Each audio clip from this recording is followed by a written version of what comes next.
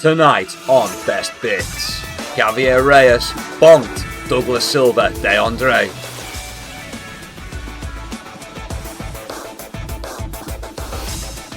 Ryan Gandra dismantled Jose Medina. Imanol Rodriguez bonked Kevin Porcas. And long live King Green.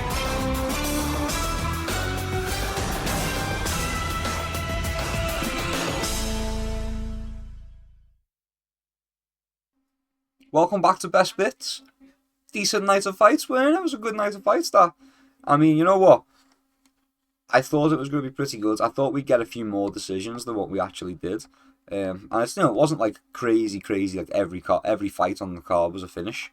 But, because there were a couple of decisions. But you know what? There were more finishes than I said there were going to be, I do believe. So, we'll get into that. First up was Damian Penis versus Wes Schultz. Now, we went with Wes Schultz because we thought maybe, just maybe, he wouldn't try and stand with Damian Penis. And he tried to stand with Damian Penis. And, Penis exploded all over Wes Schultz. No, decent little fight, to be honest with you. I said it would go that way. We did pick Wes Schultz. I literally said in my prediction, Wes Schultz is capable of beating this guy in the grappling as long as he just at no point tries to stand with him. Like at any point, just don't let him get close. Just take him straight down. And if he's able to do that, I'm sure he could find a submission. He wasn't able to do that, and he got chinned like 4 times, like back to back to back.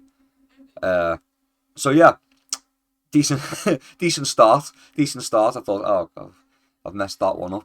But whatever, we know because it gets better from here. So I got the very first fight of the night wrong. But I was taking a chance. On Wes Schultz. I thought maybe he wouldn't be an absolute low IQ moron. My mistake. Next up was Francis Marshall versus Eric Silva. We went with Francis Marshall. We said it was likely he'd get a TKO. But no, he gets the submission in the end. It'd be like that sometimes. Sometimes the neck just presents itself.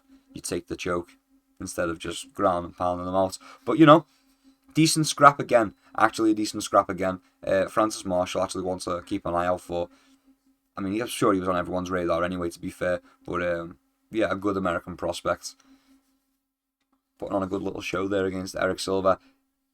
A lot of these fights were mismatches, though. It was an entertaining card, and, there was some flashy finishes. But a lot of these fights were mismatches, and we said that going into it. But, yeah. Then we've got Regina Taryn versus Estana Krikakate. We went with Mexico. We go with Mexico. We roll with Mexico. This card was set up to kind of favour the Mexican fighters. I do believe, just to give the Latin audience a bit of a bit of something to root for. I do believe, and I think this is the turning point. Yeah. Taran. Don't know. Taran manages to get the win. Unanimous decision. I said in the predictions these two were decision merchants anyway. So got that part right at least. But they got a bonus for this as well. They got a reward for this. They got fight of the night for this. Crazy. They get fight of the night for that. But fair enough. Whatever. Really. Wasn't that wild? Whatever. Next fight was Javier Reyes versus Douglas Silva de Andre. We went with Javier Reyes. Again, Douglas is old. Douglas was ancient going into this fight. Like an older dude. Old enough to have no business being in there. Old enough to not be not supposed to be in there, man. I don't know what the deal with the matchmaking was. I mean, we do know the deal. I've just said what the deal with the matchmaking is. But, it's not like Javier Reyes was Mexican, And Silva, he's Brazilian. So, bit of an interesting one. Big mismatch. I think they want Reyes to do well. I think they were just using that to kind of pad the record of Javier Reyes. I mean, I don't think Douglas Silva had a chance at all. And that was proved to be correct. He did get finished in the last second of the first round by Javier Reyes. I mean, I don't really know what else to say. A lot of these fights were just bad mismatches. Like, Reyes was just being fed Douglas. Douglas had no business being in there with Reyes, and it was really on show again. And another one like that. So Christian Canoas versus Chris Montino. Like, Montino, man. What is the deal with Chris Montino? Why did the UFC hate him so bad? What is the deal with that? It's crazy. Montino will be outside the UFC and he'll go on like a 5-fight, 7-fight win streak, knock on everybody out, finishing every single one of them. And then he'll get to the UFC and he just won't know how to fight. He'll have no footwork. He'll just walk forward into shots, trying to land the zone. I like the style. It's entertaining, but he just gets mashed up. Got exposed in the ground game as well. Was no match for Christian Quinones on the ground either, I don't believe. Sucks to be Chris Montino, man. Sucks to be Chris Montino. Absolutely dreadful. I mean, he's just not built for the UFC, is he? I think he's as good as you can be without being UFC material. It's sad to say. You know, he got abused by Sean O'Malley. Didn't even get into the UFC. They signed him for like 1 fight. Chris Montino's like the only guy to get a 1-fight UFC deal in like forever. And then they finally bring him back after he goes on a bit of a run outside the UFC, and he's not done well since he's been here. It's a shame, really. It's a shame. He's a good punching bag though. I imagine he'd be a great sparring partner. You know, you just beat him up all day and he just takes it. Practice your combinations on his face. He just takes it. Next up, Aylin Perez versus Macy Chinnison. We went with Perez. Chinnison's kind of been falling off, in my opinion. I'm glad we went with Perez. Again, the Latin influence taking over. Argentinian, I don't know. Is it Argentinian or am I just a fucking fool? I think it's Argentinian. I don't really care either. It was an alright fight. I said in the prediction, Macy Chinnison's best bet's to kind of cage hug and try and make it into a boring, stinky fight. She gave it her best shot. Honestly, it was still a boring, stinky fight. Aylin Perez just did better in the grappling than I thought she would.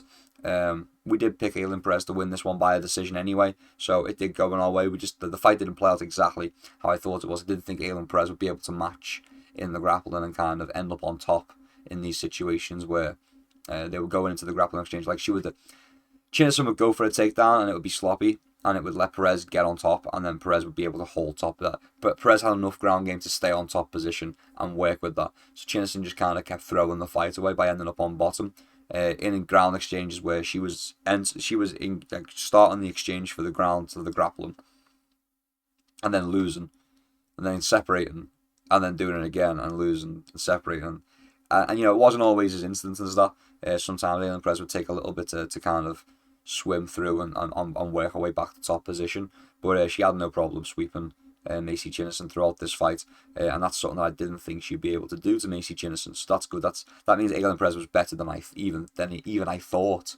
But yeah, goes to a decision as predicted. Aylin Perez gets it done as predicted. Next up, Ryan Gandra versus Jose Medina. We went with Gandra. Medina. Like, who was he? I'm fairly sure this is what we said in the prediction video. Like, who is this guy? Where's he come from? Where'd you come from? Where did you go? Where'd you come from? Cotton Eye Joe. Jose Medina. Where'd you come from? Jose Medina. Yeah, Ryan Gandra just kind of bonked him, man. I'm not gonna lie. He just put one mean shot on him and then just beat him up on the ground, and it got stopped. That's just how it goes. I think it was a little bit rocky, right? I think Medina maybe looked a little bit good right out the bat, like right out the start of the fight, like straight away, starting the fight. Medina looks pretty good, and you're like, oh, this could go, and then Gandra just very quickly pulled ahead, and quite clearly the levels were demonstrated for us, and Gandra gets the finish in round 1. Emphatic finish. I mean, I'm a bit confused with the awards on this. So right now we've got one fight of the night on the prelim, and it was Taran versus fucking Kavanagh. You know what I mean? Like, what? It wasn't even that good of a fight. It really wasn't even that good of a fight. Whatever. Next up, Santiago Luna versus Angel Pacheco.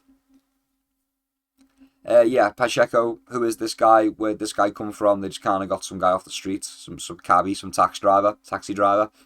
Yeah, Santiago Luna easily dismantled Pacheco throughout the fight. I mean, just looked one step ahead the entire time. Demonstrated the levels. Honestly, should have got a finish. In my opinion, probably should have done more to get the finish. But I suppose they can't all go that way. I suppose Pacheco can stay alive. I suppose he can survive. But yeah, not disappointed with it. I think I did pick TKO for this one, but we did go to a decision. But that's fine. That's fine because we still got the victory. You know, after aside from that first fight where we took a chance on Wes Schultz Wes Schultz's grappling, I thought he'd be able to just grab a hold of penis. You know. Sorry, I had to go back and do it. I had to go back and make a penis joke. I'm sorry. I won't do it again. Sorry. But yeah, aside from that first one, we're doing well on the picks, and I'm getting excited. We're doing well on these picks here. We're doing well on these picks. But yeah, Santiago Luna runs away with it. I thought he'd get the finish, takes it to a decision, but it was a clear decision in favor of Luna. On to the next one is Imanol Rodriguez versus Kevin Borjas. Aaron Rodriguez, I said he was going to get the knockout. Kevin Borjas, man, actually pretty tough. I said he might be a little bit tricky, and straight out the gate, he puts one on Rodriguez, and Rodriguez is seeing stars, man. And it was close. Rodriguez was hanging on, just trying to survive. He got clipped bad, went down, managed to scramble around on the ground and get back up, then got bonked again and looked all wobbly and was stumbling backwards onto the fence. It wasn't good. It wasn't looking good for him. It was going to be a tragic upset if Kevin Borjas managed to get that TKO. But, the ref let it go on. He managed to survive, kind of hang in there, get to the end of the round. Next round starts, they reset. Rodriguez looks like he's more or less recovered, and they go into the second round, and it's very similar to the first round, except Rodriguez gets the better of the exchange towards the end of the round. In a very similar exchange to when Borjas caught Rodriguez. So I feel like Rodriguez kind of acknowledged, oh yeah, that's how he caught me. I'm going to set up that again so he thinks he can get it again, and then I'm going to exploit that. And I think Rodriguez kind of set that trap really well. And he manages to get the finish in the second round over Borjas, who was really, really, really close to getting the upset victory, really close to upsetting everybody's parlays, including mine. But just didn't manage to get it done.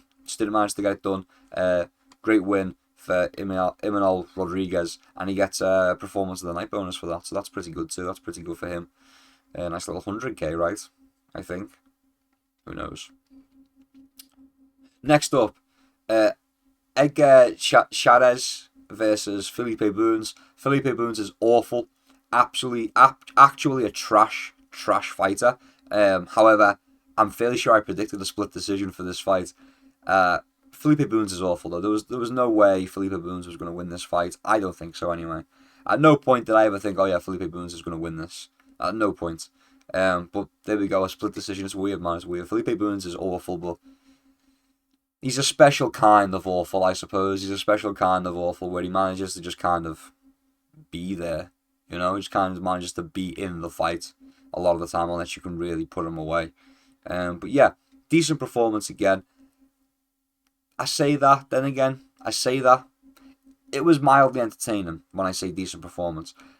I feel like you should be finishing Felipe Bunes. Like, if you get put in there with Felipe Bunes, I know he's a little bit tricky sometimes, he's a little bit tough, but he's not really that good, and you should be finishing Felipe Bunes. So not really the best look for Edgar Chairez.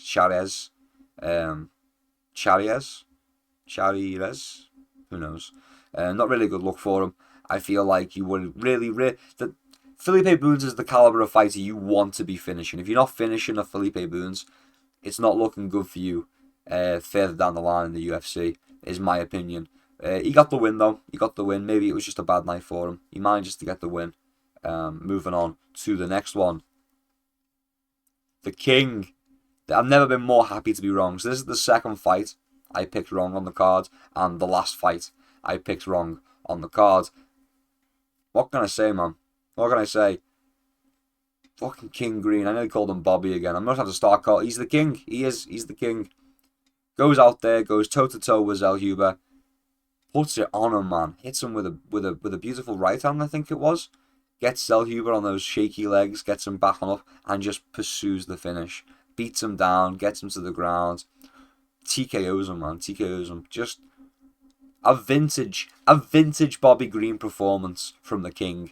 I mean, what more can I say? I was made up. I've never been more happy to be wrong. I said, I did have money on Bobby Green by TKO. Don't get me wrong.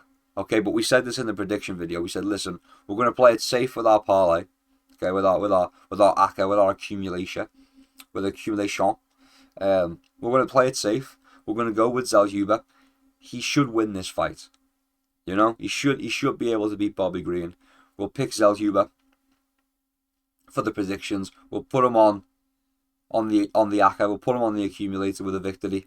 But we're going to have a little bit of side action going on with Bobby Green. And you know what? The side action paid off. Bobby Green gets it done. TKO in the second round. Against a pretty decent prospect as well. Bobby Green. Still doing it, man. Still doing it. How old is Bobby Green, man? I should know this. How old is Bobby Green? How old are you, Bobby? 39, man. Bobby Green pushing 40 and still putting it on these guys, man. Still putting it on them. Fucking love Bobby Green, man. One of my favourite fighters. I thought it was over, you know. Remember over COVID? Over the Rona? The lockdown, if you will? When Bobby got chinned by, I think it was... Was it Jalton? I think it was Jalton. Got chinned by a man. The ref just let him get his head smashed in. I thought it was over there, but Bobby's tough, man. Bobby Green's tough. Actually brilliant. Really entertaining. Next up was David Martinez versus Marlon Vera. We went with David Martinez over Marlon Vera. I said I'm done with Marlon Vera, man. There was a time where I thought Marlon Vera's got all the tools to get things done, and he just doesn't do it. He just walks around, lax it, la la la la la. Oh, I wonder what's for dinner. Oh, I'm gonna go and chill with fucking, I don't know, some celebrity later. After party's gonna be cool. And he just lets the fight slip by. Every single time he just lets the fight slip by. And he's capable of doing damage, and he's capable of getting a finish at any point in the fight. Like, he was pushing for a finish in the third round, at the end of the third round. Like, right at the end of the fight. And maybe he's just scared of gassing. I don't know, but it's like, if you can do that, why can't you do that from the majority of the fight? Why are you just kind of lagging behind the whole time and just chasing and never cutting off the cage? You know? What is Marlon Vera doing, man? What does he do? He just doesn't pull the trigger. He just doesn't go forwards. He's just, ugh. He annoys me so much. But yeah, David Martinez. We picked David Martinez. We said it would be a decision. Marlon Vera is incredibly hard to finish. Even if he doesn't fucking do anything, he's still tough. He's made of like steel. He's got like steel skin, man. It's just so hard to hurt him. So hard to damage him. But yeah, David Martinez gets it done. Unanimous decision. Really controls the entire fight. Just one step ahead of Marlon Vera. Literally, Marlon Vera's walking, so David Martinez just went to a slightly brisker pace of walk. Not even a jog, just a slightly brisker pace of walk than Marlon Vera, and Marlon Vera had no chance. So Marlon Vera's a snail racing a slug, you know? David Martinez only had to be a slug without the weight of a shell, you know, slowing him down. I don't know if that's a terrible analogy. I don't know. Marlon Vera is just too slow, and David Martinez isn't particularly fast, but he didn't need to be, because Marlon Vera is just slow and doesn't pick up the pace. He can move fast. He's capable of doing it. He just doesn't. Whatever. I'm done with Marlon Vera. Never picking Marlon Vera ever again, unless it's like a gimme fight. Finally, main event time.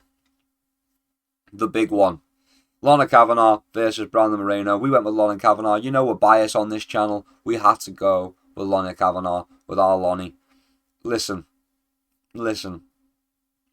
Brandon Moreno's done. There was a time. He had his moment in the sun.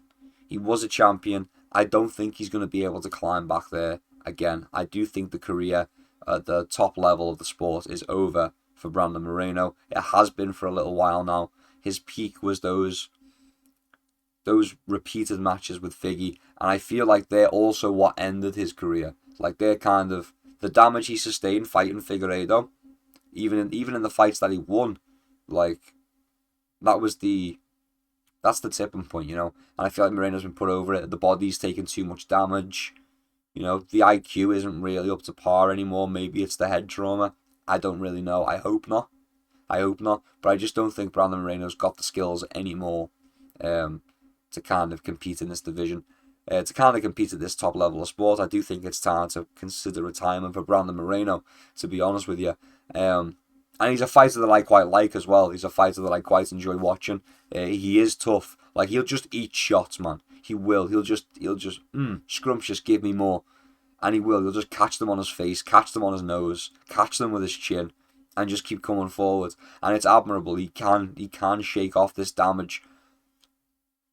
But I do think it's affected his fight IQ, and I do think the wear and tear on his body is just getting to be too much. I don't think he's able to compete anymore in this echelon of the sport. I don't think he's able to compete anymore in the UFC, and I do feel like he shouldn't hang around. I think he's done enough.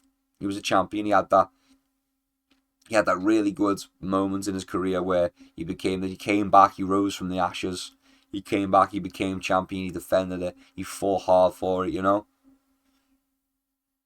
I feel like we could call it there now. We could call it here. You know, isn't he on like a he's on a fight, like a good fight losing streak here? A good couple of fights back to back. 2-fight losing streak. You know, he beat Steve Erceg and Amir Albazi, and they're pretty good, to be fair. They're alright wins, but Steve Erceg, it didn't look good at times against Steve Erceg. I struggled to remember the Amir Albazi fight, but I could see him doing pretty well on that one. Amir Albazi is a little bit older as well. But yeah, just really, it's a strange one. I just think he had a tool set to deal with a division of a certain time. Like, he had the tool set to deal with Figgy, like to contend with Figgy, and the division below Figueiredo. That's it. He had the tool set to deal with the Figueiredo division, like the Figueiredo era. He had the tools to deal with that, but I don't think he has the tools. And I think the tools he had have blunted over time and been broken down, and wear and tear has gotten to Brandon Moreno. And I just don't think he has the tool set anymore for this division, and probably not for the UFC, to be honest with you. I think it's time to hang up the gloves, Brandon Moreno. Just a bit of advice from a guy who's sat in his bedroom talking about MMA. A lot of Kavanagh gets it done, man. I thought he'd get a TKO. I really did. Like, Brandon Moreno does lead with his face a lot of the time, and I thought that would give Lorna Kavanagh a good opportunity to put him to sleep. And he tried, man. He tried. He was beating up Moreno throughout the fight, just putting a beating on him. There's a good highlight there that I couldn't put in the best bits because there wasn't a finish. Best bits, man. You got to get a finish to be in best bit. You gotta humiliate yourself on the walkout, like Walter Walker pulling his pants down or something. You know, you gotta do something weird. You know, you gotta demand that all the girls fuck you in the division, like that one girl that one time with broken English. So you gotta do something crazy to get in best bits or get a finish. You know, it was a good scrap though. It was a good scrap. It was a really good performance from Lorna Kavanagh against the former champion in Brandon Moreno. And even though a former champion, maybe not the best of the former champions, but still a former champion, you know, C-tier former champion, but still a former champion. Like I say, he was just in the right division at the right time in Brandon Moreno. But Lorna Kavanagh putting on a good performance.